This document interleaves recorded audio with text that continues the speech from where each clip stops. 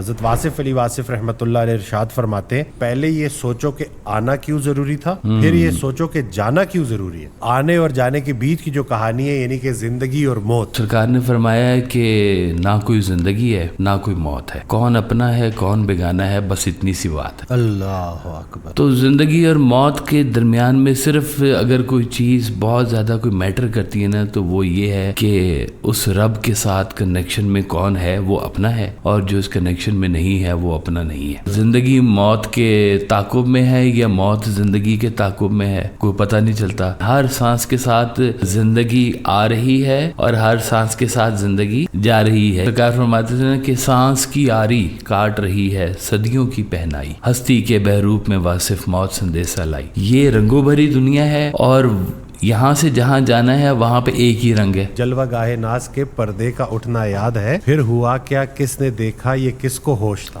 واہ واہ واہ، سبحان اللہ سبحان اللہ۔